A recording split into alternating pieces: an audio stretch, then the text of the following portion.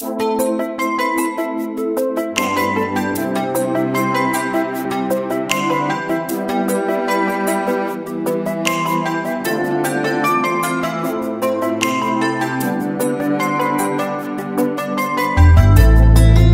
toi seul connais ma vie. J'ai mis en toi mon espérance sans mesure. Toi ma nourriture céleste. Toi ma nourriture céleste. Viens verser dans mon cœur le nectar de la foi.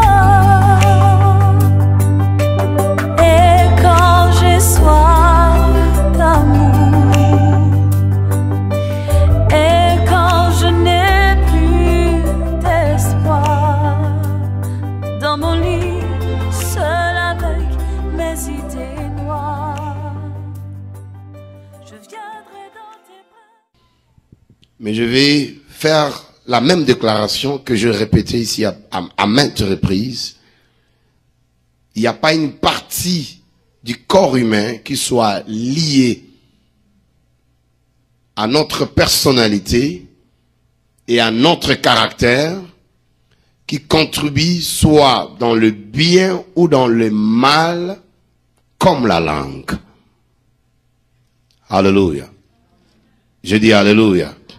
Il n'y a pas de partie du corps humain qui soit tellement liée à notre personnalité, qui soit connectée à notre caractère comme la langue. C'est par la langue, c'est par la bouche, c'est par les discours de quelqu'un que tu sauras qui il est. C'est par ce qu'il dit que tu pourras discerner. Est-ce que c'est un enfant de Dieu ou bien c'est pas un enfant de Dieu? Est-ce que c'est une personne qui a quand même de bonnes manières ou bien c'est une personne comme cela?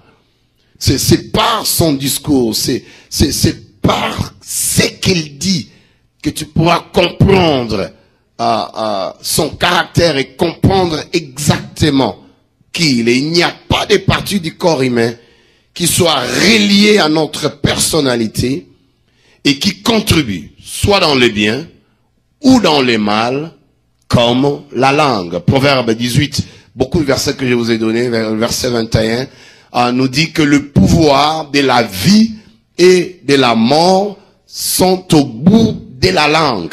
C'est par la langue que tu sauras est-ce que la personne dégage la vie ou bien elle dégage la mort. C'est par la langue, c'est par les discours de quelqu'un que tu pourras comprendre. C'est pas en disant, oh j'ai 20 ans à l'église, oh les rachetés là, nous on était là depuis le début. Depuis quand monsieur là, Ézéchiel était encore maigre, de toute façon c'est comme s'il n'a pas changé, on était là. Non, mais c'est pas ce que tu dis, c'est pas ce que les discours que tu tiens, qu'on saura exactement. Et on pourra aussi même te situer. C'est par les discours que tu peux aussi situer les niveaux intellectuels de quelqu'un. La capacité de réflexion, de réfléchir de quelqu'un. C'est toujours par les discours. Toujours par la façon dont la personne parle. Il n'y a pas de partie du corps humain qui soit reliée à notre personnalité et qui contribue soit à notre bien, soit à notre malheur, comme la langue, comme la bouche. Il y a plusieurs déclarations que j'ai énoncées, que j'ai soulignées lors de ces enseignements. Et cela nous a conduit à parler des maladies de la langue. Et j'ai énuméré plusieurs maladies de la langue ici. Qui peut m'en nommer quelques-unes ici? Maladies de la langue, si on a vraiment des gens. Maladies de la langue. Qui peut les énumérer? Frère Avelin. Hein? Trop parler, merci. Est-ce ça? Hein? Mensonge, merci beaucoup. Hein? Calomnie, merci. Hein? Parole vaine, sois béni. J'ai rencontré ta sœur, l'onction est tombée sur elle à Ottawa.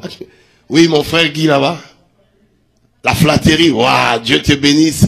C'est des maladies de la langue. Et ces maladies sont mortelles. Ces maladies, on a dit, n'est-ce pas, qu'elles elles affectent notre vie. elles infectent et affectent également notre vie. Ces maladies détruisent même le mariage, ça détruit les relations, ça affecte les vies des gens. Vous pouvez acclamer le Seigneur pour vous-même. Là, au moins, on a une évidence qu'on ne parle pas en l'air. On parle aux gens qui écoutent, qui comprennent, qui retiennent. Acclame bien le Seigneur pour toi-même. Je ne pourrais pas les énumérer. Je vous encouragerai, pour ceux qui m'écoutent aujourd'hui, pour la toute première fois, il y a les CD de ces enseignements. Ça va tellement vous bénir. Ça va bénir ta vie. Qui dit Amen? Alors aujourd'hui, je voudrais parler du cœur. La langue, mais je vais parler un sous-point important, le cœur. On ne peut pas parler de la langue sans pour autant toucher le cœur. Nous allons voir c'est quel cœur dont la Bible parle. Et le Seigneur nous aidera très prochainement, je reviendrai, parce que là on a parlé des maladies de la langue, on les a énumérées. Là je parle de la racine même de problèmes. Et très prochainement, nous reviendrons pour donner quelques voies de sortie. Comment guérir sa langue. Mais aujourd'hui, je vais parler sur le sous-point, le cœur. 2 points, la racine de tout le problème. Tournez avec moi, n'est-ce pas, dans Matthieu au chapitre 12, le verset 33 au verset 35. Matthieu, chapitre 12. Le verset 33.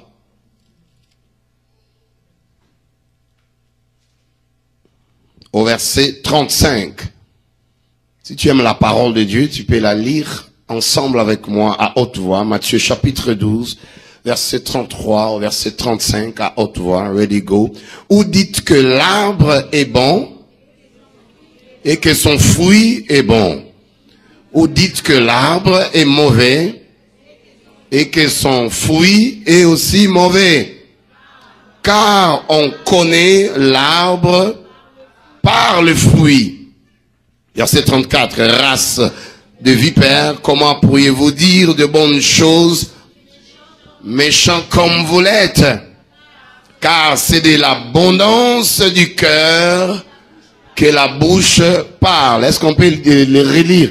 Juste la dernière phrase, la haute voix. Car c'est de l'abondance du cœur que la bouche parle. La dernière fois encore fort, car c'est de l'abondance du cœur que la bouche parle. Donc la bouche ne peut pas parler si le cœur n'est pas plein.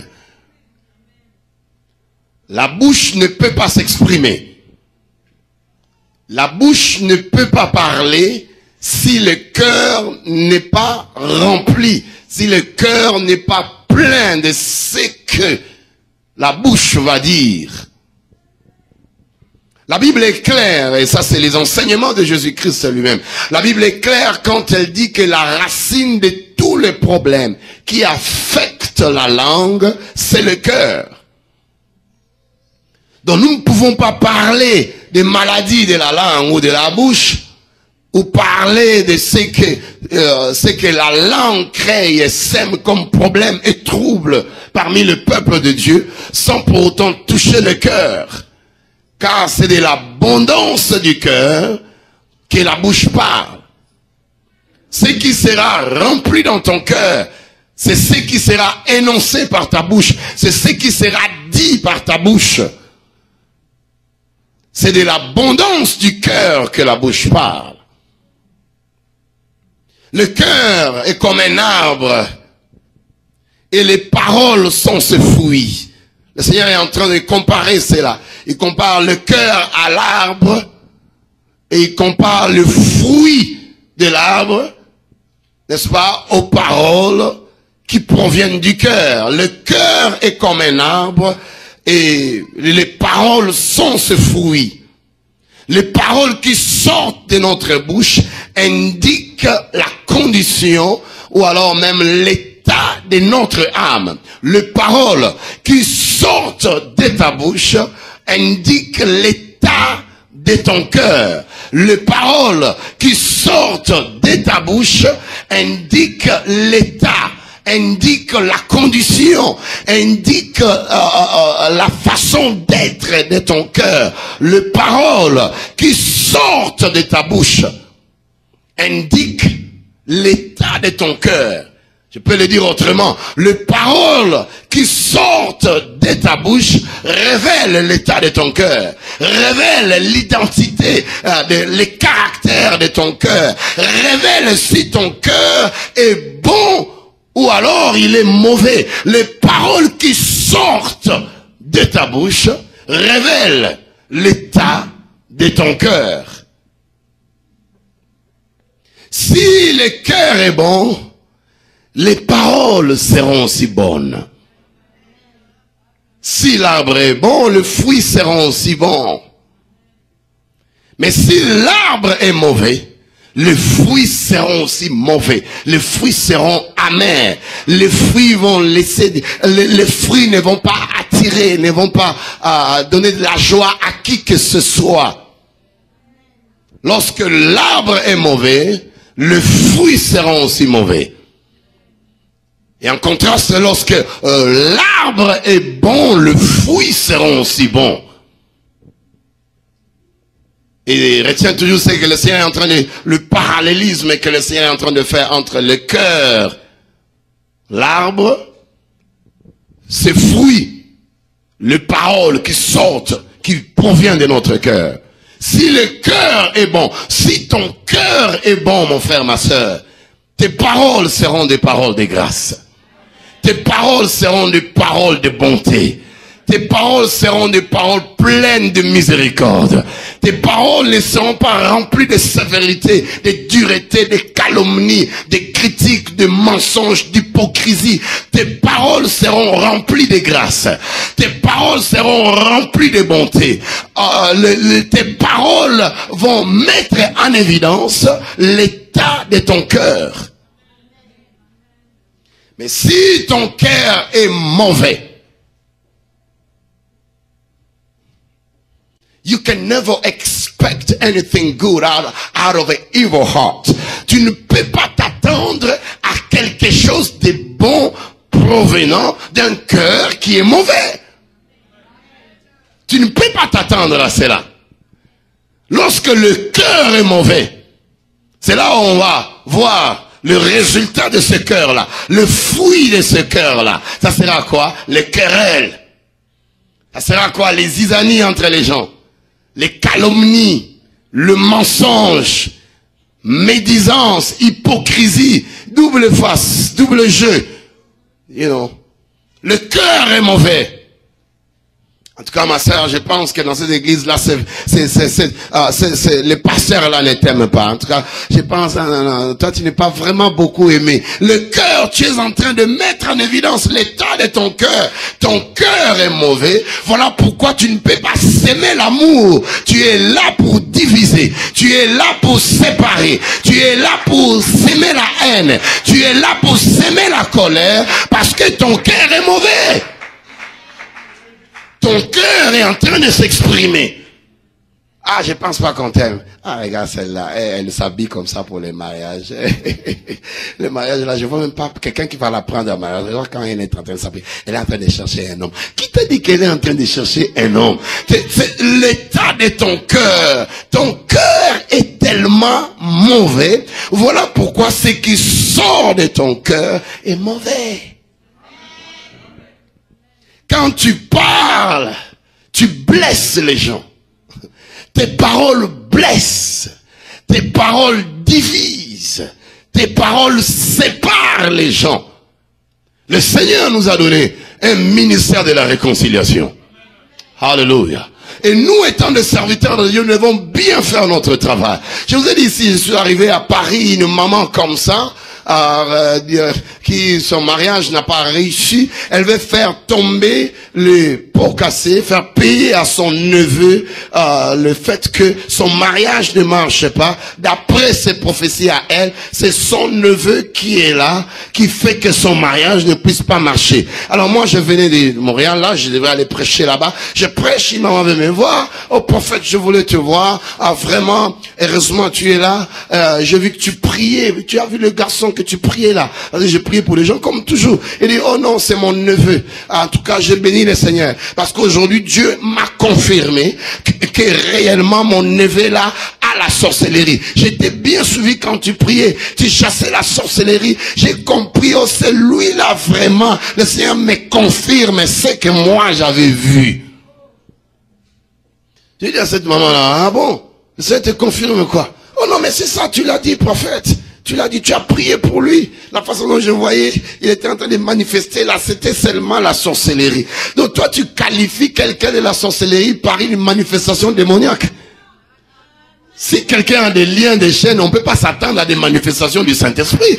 Ça sera des manifestations démoniaques qui vont se manifester parce qu'on est en train de les chasser. Mais cela ne veut pas dire que la personne est consciente de la sorcellerie. Ne me fait pas dire des choses que je n'ai pas dites. Oh, qui me donne un bon amen ici? J'ai dit à la maman là, non, non, non, non, non, maman, tu vas te promener, tu vas circuler avec mon nom. Moi, je serai de retour à Montréal. Tu seras en train de dire à Paris, partout dans ta famille, voilà, c'est le prophète là qui avait affirmé ta sorcellerie. Nous, on n'a pas reçu un ministère de division. On n'est pas là pour diviser les familles. On n'est pas là pour séparer les familles. On a reçu un ministère de réconciliation. On est là pour réconcilier les cœurs des enfants avec leur père.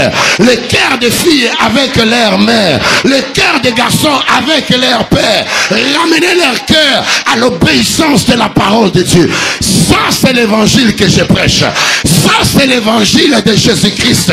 C'est l'évangile des paix. L'évangile ne sème pas les troubles. Les prophéties ne doivent pas s'aimer les troubles. Elles ne doivent pas diviser. Elles ne doivent pas être là pour séparer les gens. Elles doivent être là pour nous éclairer, en même temps nous réconciliant. Oh, je parle à quelqu'un ici. Oh, acclame bien le Seigneur, mon frère.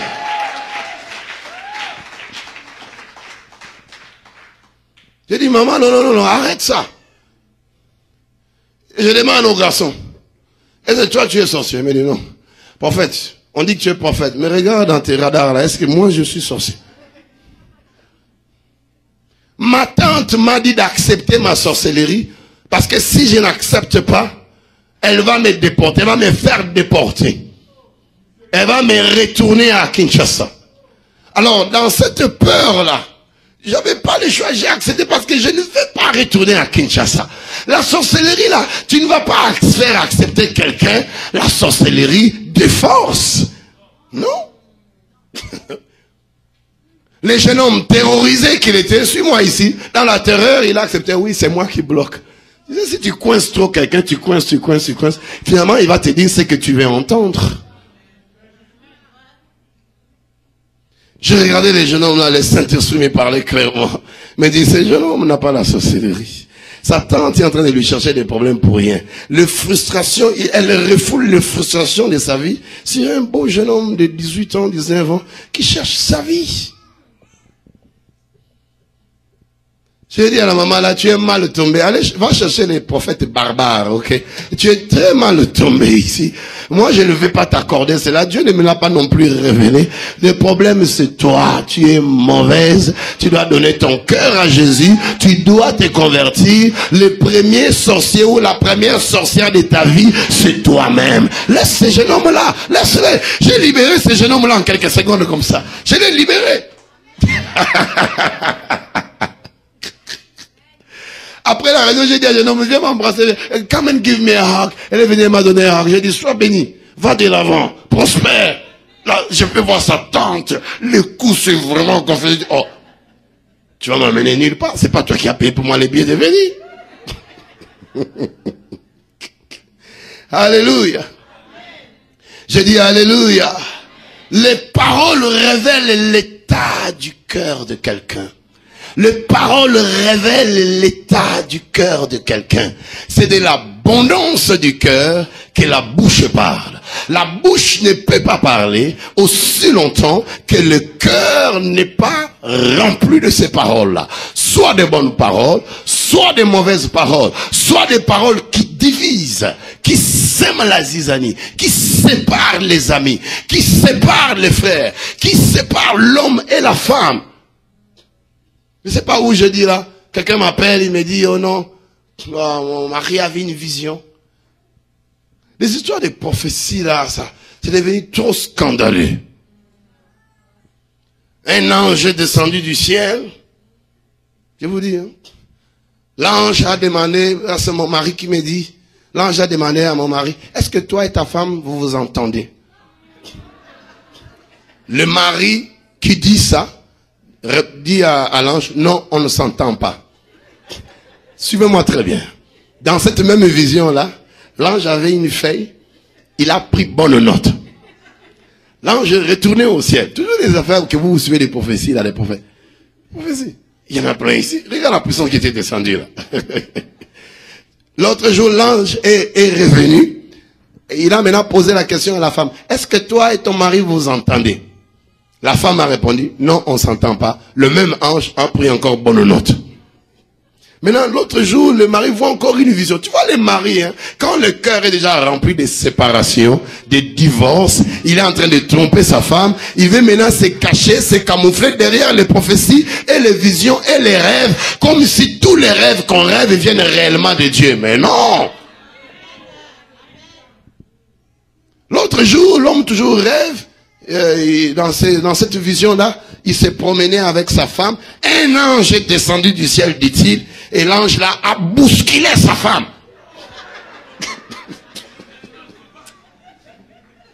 Un ange sauvage, un ange de Dieu barbare, un ange violent, un ange sauvage. L'ange là a bousculé la femme.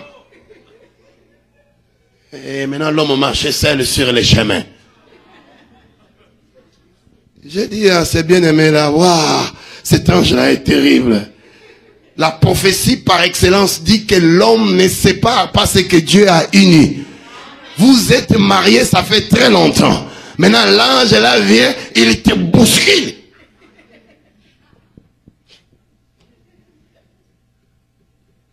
Les paroles révèlent l'état du cœur de quelqu'un. Tu as des mauvais propos, tu as des mauvaises pensées. Tu es en train de voir déjà une autre sœur à côté. Tu es en train de voir déjà une autre personne à côté. Tu es fatigué de celle que Dieu t'avait donnée. Tu veux te cacher derrière les prophéties, derrière les visions, derrière des histoires inutiles comme ça. Oh, l'ange est descendu. L'ange a pris bonne note. Après, il est remonté au ciel. Ils ne jouons pas avec les anges. Hein. Mais je veux parler de l'histoire là, j'ai vu un ange, j'ai vu un ange. La Bible dit quand David avait vu un ange du Seigneur, David était terrifié. Tu as déjà vu un ange? Toi tu rencontres un ange de Dieu et ta vie reste la même. Tu rencontres un ange de Dieu qui te pousse, qui te connecte, qui te met sur l'autoroute du divorce. C'est quel ange que tu as rencontré? Tu as rencontré un ange de Satan. D'ailleurs c'est toi-même le vrai Satan là. Oh, acclame bien le Seigneur. Acclame bien le Seigneur. Pourquoi tu n'acclames pas? Tu aimes appeler ces gens des prophètes là. Oh. Attention aux affaires des cabales juifs. Tu vas laisser ta femme inutilement. Tu vas abandonner ton mari inutilement. Parce qu'ils ont des théories de que ça ne marche pas. Donc c'est les ténèbres. Donc finalement il faut laisser la femme là. J'aime consulter la prophétie par excellence. J'aime consulter la parole de Dieu. Tout ce que Dieu a voulu dire, il l'a dit par sa parole. Et si tu me donnes une prophétie, si tu me donnes une vision, ta prophétie et tes visions doivent marcher en accord avec la prophétie par excellence qui est celle de la parole de Dieu. Parce qu'au commencement n'était pas de miracles, au commencement n'était pas de guérison, au commencement n'était pas de prophétie, mais au commencement était la parole. Et la parole était avec Dieu. Et la parole était Dieu. Rien de ce qui a été fait n'a été fait sans elle. Tout a été créé par la parole. Elle est venue chez les siens. Les siens ne l'ont point reçue. Mais à tous ceux qui l'ont reçue, à tous ceux qui ont reçu la parole, elle leur a donné le pouvoir de devenir enfants de Dieu, lesquels sont nés ni de la chair, ni du sang, ni de la volonté de l'homme, mais de la volonté de Dieu. Il y a la vie dans la parole de Dieu, il y a la guérison dans la parole de Dieu, il y a la restauration dans la parole, la libération dans la parole, l'élévation dans la parole. À qui je parle, à Moujimaï, on donnerait des cris de joie à Jésus. Ton élévation est dans la parole. Ta délivrance à toi est dans la parole. Ton mariage à toi dans la parole. Ta libération dans la parole. Ta bénédiction dans la parole. Ta promotion dans la parole. Ta guérison dans la parole. La parole. Je dis la parole. La parole déclare: tu seras la tête et non jamais la queue. La parole déclare: tu seras en haut et non jamais en bas. La parole déclare: l'Éternel est mon berger, je ne manquerai de rien. Il me fait reposer dans de verts pâturages. Il me dirige vers les sentiers de la justice. Il restaure mon âme. Quand je marche dans la vallée de l'ombre de la mort, je ne crains aucun mal, car ta houlette et ton bâton me rassurent. Tu dresses une table en face de la sorcellerie, une table en face du cancer, une table en face de l'anémie, en face de la pauvreté. Tu induis ma tête et ma coupe déborde. Oui, le bonheur et la grâce m'accompagneront tous les jours de ma vie. Cet après-midi, par l'onction du Seigneur, je déclare le bonheur et la grâce dans ta vie. Oh, acclame bien le Seigneur.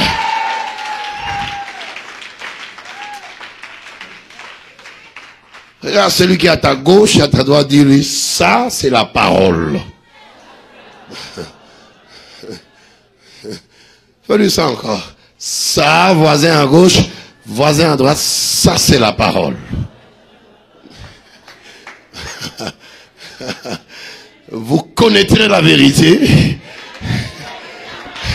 Je dis: vous connaîtrez la vérité. Je dis: vous connaîtrez la vérité. Vous connaîtrez la vérité et la vérité vous affranchira.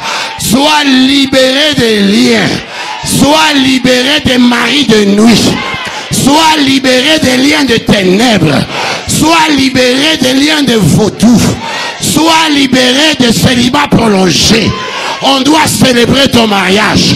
Dieu te donne les enfants, il te donne les jumeaux et les jumelles, afin que tu récupères les années qui ont été dévorées par les Gélèques, par les Gazam, par la sauterelle, par les démons. Dieu va te le faire rattraper. Car les premiers seront les derniers et les derniers seront les premiers. C'est ça la parole. Je disais: c'est ça la parole. Je disais: c'est ça la parole. L'Éternel est mon salut et il est ma lumière. De qui aurais-je crainte? Il est le... Oh. Ah! Hallelujah. Je dis Hallelujah. It's time for you to understand the word of God. In the beginning was the Word. And the Word was with God. And the Word was God. All things were created by the power of the Word of God. Ce qui est plein dans ton cœur, c'est ce que ta bouche dira. Alléluia. Je dis Alléluia. Tu sais, nous, les prophético-évangéliques, c'est difficile. Alléluia. Donne-moi un bon amen quand même encore. Donc, l'état de ton cœur déterminera les paroles qui sortiront de ta bouche. Donc, le problème de la langue nous ramène au cœur. Lisons un peu quelques versets que j'avais prévus ici. Proverbe, chapitre 4, verset 23. Proverbe 4, 23. Proverbe 4, 23. Proverbe chapitre 4, verset 23. On peut le lire à haute voix. Ready, go.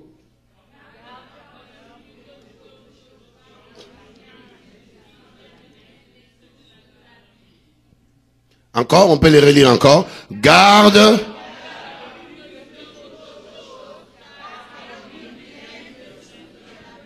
Garde ton cœur plus que toute chose, car de lui viennent les sources de la vie. Garde ton cœur plus que toute autre chose. Je vais commenter ça. Alors, mais je vais te donner encore un autre verset. Proverbe chapitre 3, verset 3e. La Bible dit ceci, Proverbe 3, 3, nous lisons, rapidement, balancez ça pour moi là-bas s'il vous plaît. Que la bonté et la fidélité ne t'abandonnent pas, lis-les à ton cou et écris-les sur la table de ton cœur. Alors, je parle à quelqu'un ici. Nous parlons du cœur. Proverbe 4, 23 dit, garde ton cœur plus que toute autre chose. Garde-le. Garder, ça dit protéger. Protéger veut dire sécuriser. You know, sécurise ton cœur. Protège ton cœur. En d'autres termes, préserve ton cœur. Ne laisse pas ton cœur te conduire n'importe comment. Ne laisse pas ton cœur embarquer dans des affaires qui ne glorifient pas le nom du Seigneur facilement. Ne permets pas à ton cœur, garde ton cœur.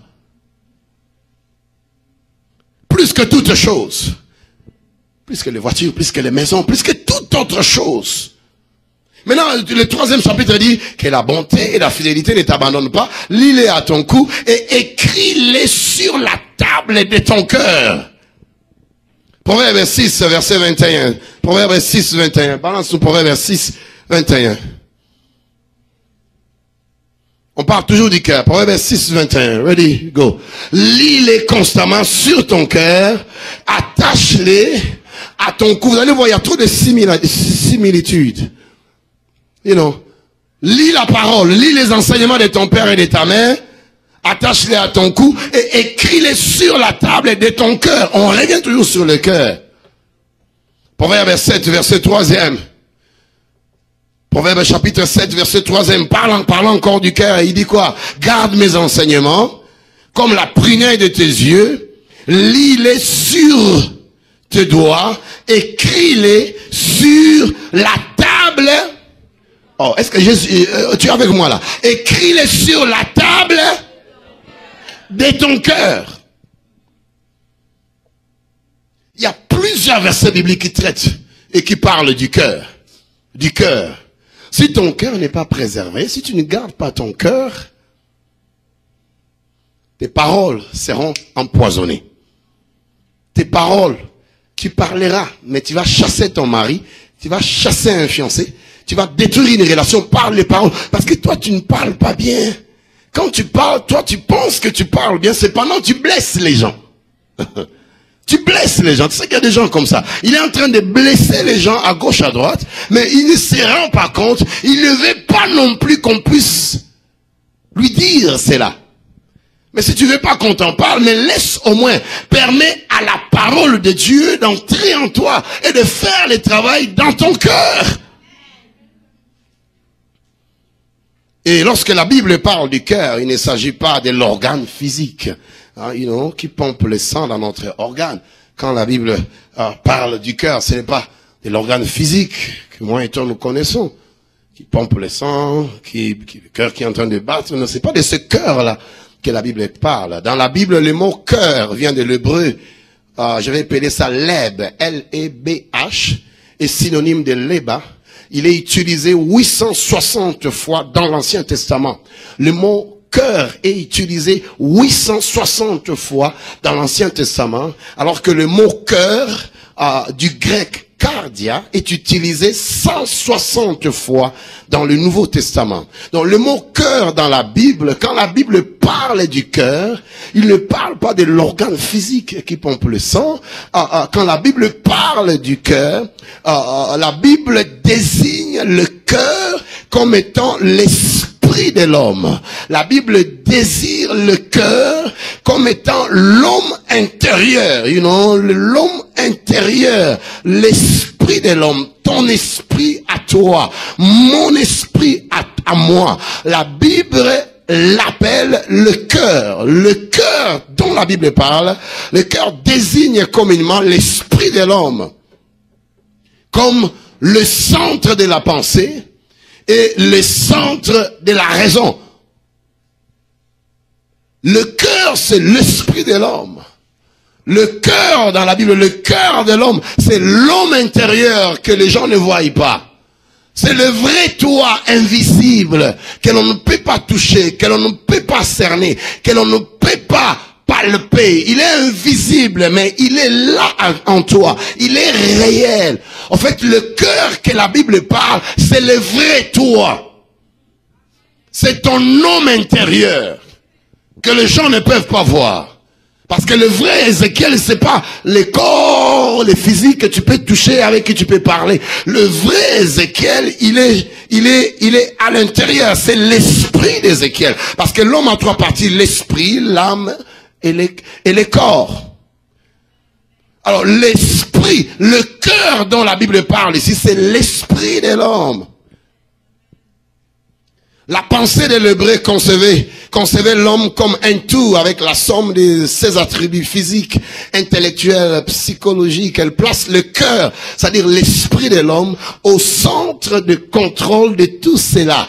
Le cœur, quand la Bible parle du cœur de l'homme, la Bible parle de l'esprit de l'homme qui est supposé être au centre de tout ton être. Et je n'aimerais pas parler du conflit de certains théologiens qui existent entre l'âme et l'esprit, mais je voudrais que tu saisisses que l'esprit, le cœur de l'homme dont la Bible parle ici, c'est le vrai toi, c'est ton homme intérieur qui est supposé être né de nouveau quand tu rencontres Jésus, qui est supposé avoir été régénéré quand tu reçois la parole de Dieu. Le cœur, c'est le centre même de tout ton être.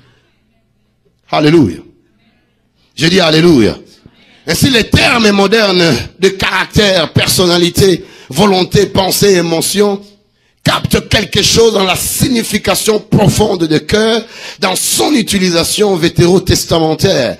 Donc le cœur de l'homme, c'est l'esprit de l'homme. Le cœur de l'homme, c'est le vrai toi. C'est ton toi, mais intérieur, que personne ne peut voir. Des fois, tu peux être chez toi, mais tu sens quelque chose en train de monter dans ton cœur, dans ton esprit. Tu sens que tu dois prier. Tu sens que tu dois aller faire des courses. Ça vient comme des pensées. C'est le vrai toi. Tu es en train de parler en toi-même. C'est ça le vrai toi. Alléluia. Je dis alléluia. Donne-moi un bon amen. Mais le cœur de l'homme est un mystère.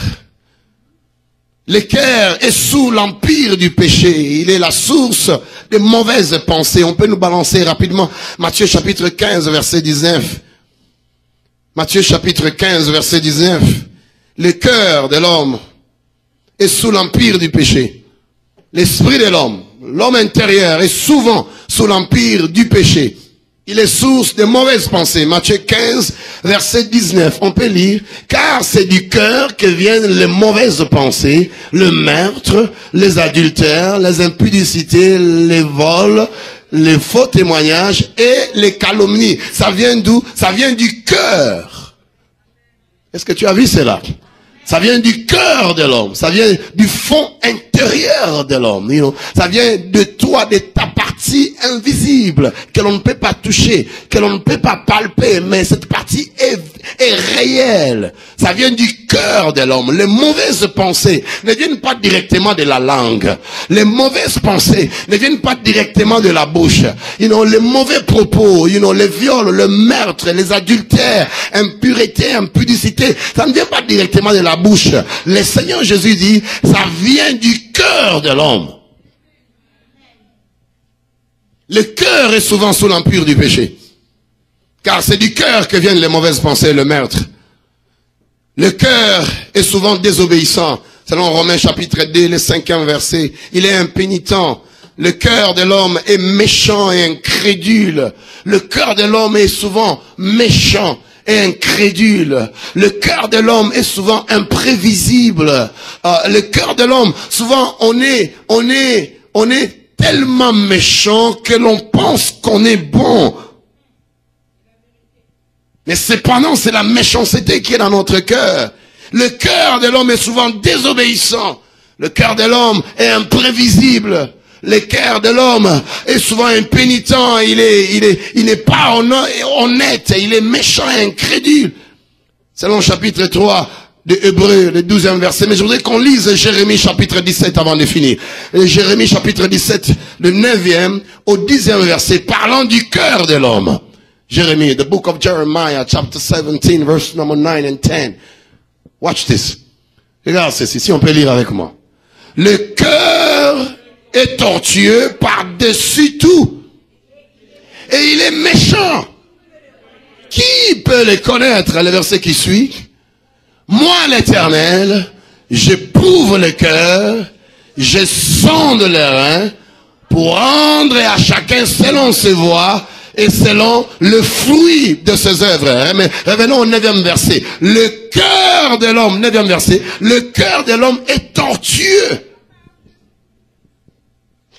Alléluia. Je dis alléluia.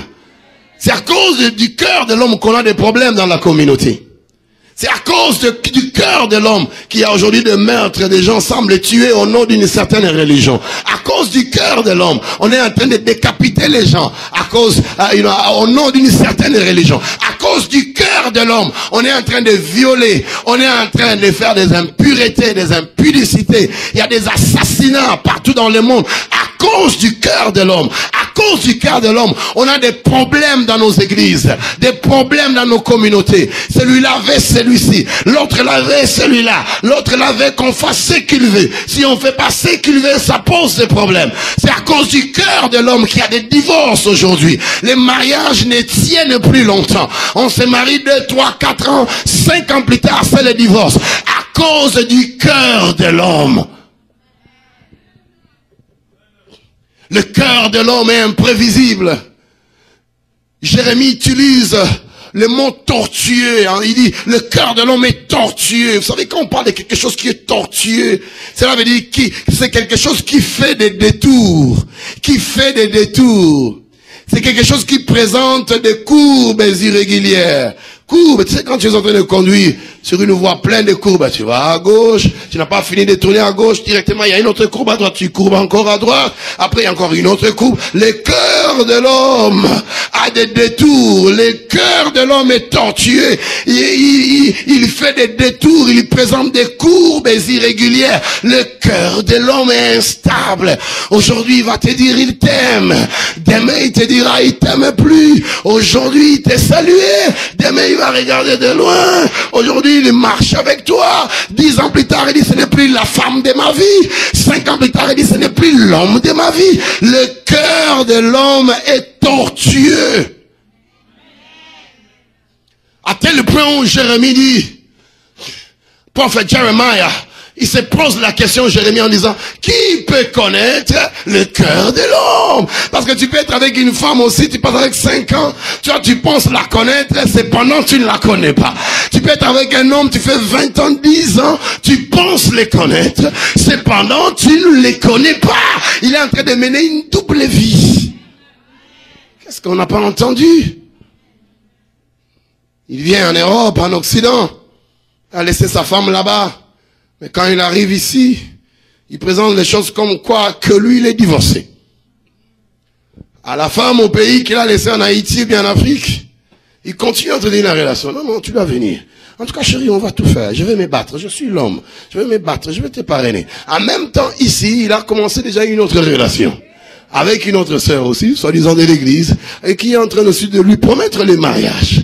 Donc, il est en train de tromper et la relation qu'il a commencée ici, à Montréal, et la femme de sa vie qu'il a laissée, n'est-ce pas, au pays. À cause de quoi? Le cœur de l'homme. Le cœur de l'homme est souvent insatisfait. Le cœur de l'homme ne se rassasie pas. Le cœur de l'homme est insatisfait. Peu importe ce que tu vas lui faire, peu importe comment tu vas prier pour lui, peu importe comment tu vas te promener pour elle, le cœur de l'homme est souvent insatisfait. J'avais dit, tout au long de ces enseignements, j'aurai des amis et des ennemis. Mais si tu es un enfant de Dieu, tu peux comprendre le son de la voix de Dieu en train de te parler. Le cœur de l'homme, souvent insatisfait. Tu n'as jamais vu ça? Il était avec une première femme, toujours insatisfait. Il prend une deuxième femme, deuxième bureau. Oh, celle-là, elle me pose trop de problèmes, elle ne comprend pas, elle n'avait pas étudié. Mais tu savais très bien qu'il n'avait pas étudié. Pourquoi tu l'avais pris en mariage? Elle me répond bizarrement, tu avais le temps de comprendre quand même ces réponses-là. Tu allais tenir avec ça ou pas? Maintenant, il prend une deuxième. En deuxième, quand même, elle est un peu plus jeune, je pense que ça va aller. Tout de suite, il va voir des erreurs auprès de la deuxième. Donc, il va prendre une troisième. La troisième, maintenant, c'est la femme du ministère. Non, non, celle-là, elle chante. Quand nous élevons le maire. Heureusement, Dieu m'a déjà donné une femme qui chante. Donc, c'est fini, c'est trop... Alors, celle qui chante, ça ne suffit pas, il va prendre aussi une quatrième, celle-là, c'est un partenaire. Vous savez, nous, les hommes de Dieu, il y a des voyages que nous faisons, on a besoin d'un partenaire, des gens qui peuvent nous soutenir. Tu en as déjà combien? 4 déjà. Le cœur de l'homme est satisfait. Il t'a donné des enfants, tu commences à chercher les erreurs auprès des enfants. Les enfants, là, ils ne me ressemblent pas vraiment. Non. Non, mon frère, on va pas écouter, on va pas jouer avec moi comme ça. Ces enfants-là ne me ressemblent pas. Ils font des tests, finalement, ça démontre que c'est tes enfants. Là. Mais il n'y a que des filles ici. Hein? Moi, j'aurais voulu vraiment... Mon père m'a mis au monde, on était 4 garçons. Comment j'ai pas beaucoup de garçons quand même? Il n'y a que des filles. Oh, mais les filles, ce sont des êtres humains. C'est Dieu qui les a donnés. C'est Dieu. Qui peut déterminer le sexe d'un enfant dans le sein de sa mère? Tu vois le problème? Le cœur de l'homme est souvent insatisfait. Souvent insatisfait. Souvent insatisfait. Le cœur de l'homme est tortueux. Le cœur de l'homme prend des détours et des courbes irrégulières. Des courbes irrégulières. Qui peut connaître le cœur de l'homme? Quelque chose qui est tortueux, c'est quelque chose qui a plein de détours. C'est quelque chose qui ne manifeste pas franchement. Ça ne parle pas de la franchise. Quand on parle d'un politicien qui a un discours tortueux, c'est-à-dire il n'est pas clair dans ce qu'il dit. Voilà, merci pasteur. Souvent menteur, et souvent ils sont comme ça, menteurs. Il va dire autre chose, publiquement. Ah, vraiment, nous tenons que les choses changent. Je ne suis pas un politicien, mais fais pas citer un nom des pays, ça me crée des problèmes. Nous voulons que les choses changent. On dépêche un secrétaire d'État, on dépêche un diplomate, il parle, les journalistes sont là, ils posent des questions. Ils sont en train de faire leur scène. Ils vous répondent, mais ce qu'ils vous répondent n'a rien à voir avec ce qui se sont dit dans les coulisses quand personne n'était là. Plein de mensonges. Donc, le cœur de l'homme est plein de mensonges. Le cœur de l'homme est tortueux, mon frère. Voilà pourquoi quand tu viens à l'église, tu dois te demander qu'est-ce qui doit changer en toi.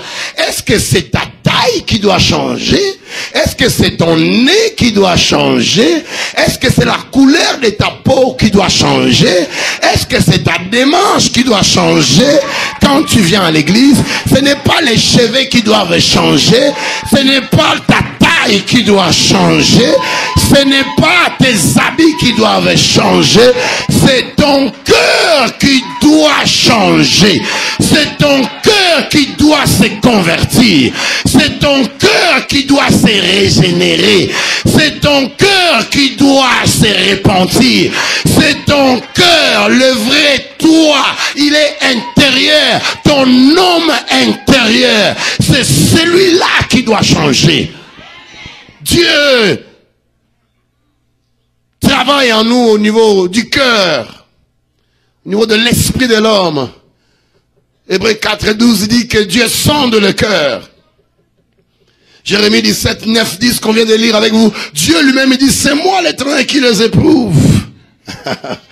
Tu peux traverser quelque chose. Dieu est en train d'éprouver ton cœur. Il est en train de voir. Est-ce que tu es une personne loyale? Est-ce que Dieu peut compter sur toi? Est-ce que ton pasteur peut compter sur toi? Est-ce que ton mari peut compter sur toi? Combien de femmes n'ont-elles pas abandonné leur mari parce que le mari n'avait pas de papiers, la situation est devenue difficile, le mari a été retrouvé dans des troubles, alors que la femme peut-être avait des papiers, elle n'a pas voulu soutenir son mari, elle a admiré la déportation de ce dernier, et elle recommence sa vie. Combien de femmes n'ont-elles pas trompé leur mari? Le mari n'est pas là. Le mari est en train de chercher. Mais lui, elle est là. Elle a recommencé sa vie avec une autre personne. Combien d'hommes aussi n'ont-ils pas trompé leur femme? Le cœur. Le cœur, frère. Quand nous venons à l'église, ton cœur doit changer. Mon cœur à moi doit changer. Je dois m'examiner. Pourquoi je suis venu à l'église un dimanche? Je pouvais rester à la maison. Pourquoi je n'appelle pas les amis? On va danser, on va boire, on va danser des rap, on va devenir des histoires de Kanye West, des affaires comme... Pourquoi moi et toi on est ici? Pourquoi nous avons la Bible? Est-ce qu'on est réellement des enfants de Dieu? De nos jours, les enfants de Dieu, c'est seulement le fait d'aller à l'église.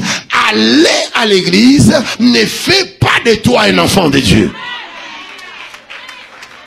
Ton cœur doit changer, ma sœur.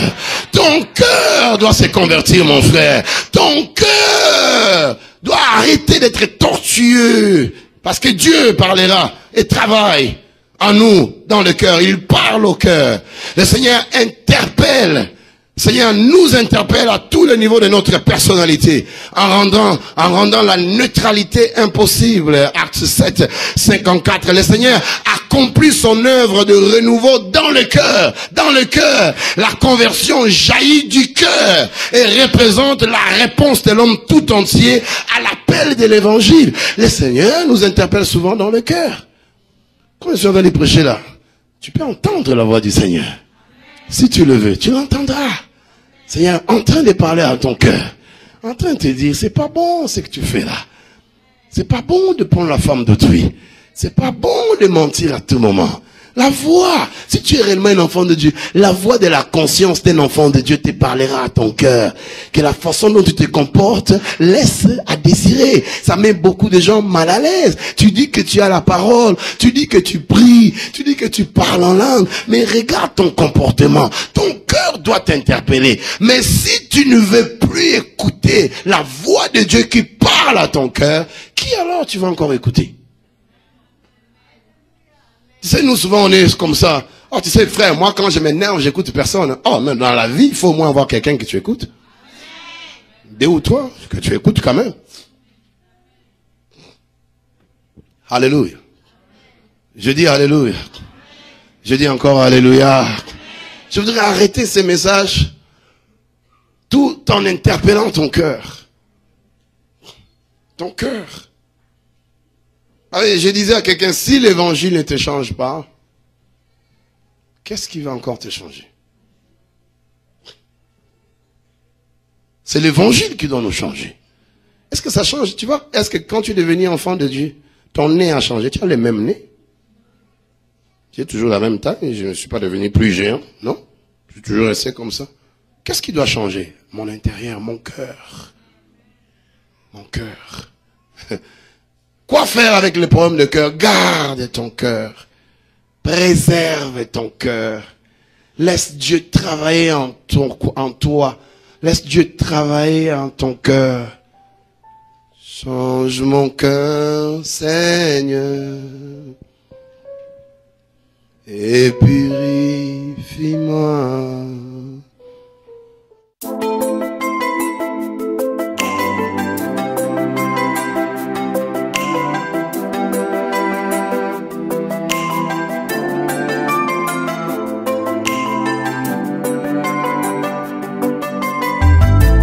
Jésus, toi seul connais ma vie. J'ai mis en toi mon espérance.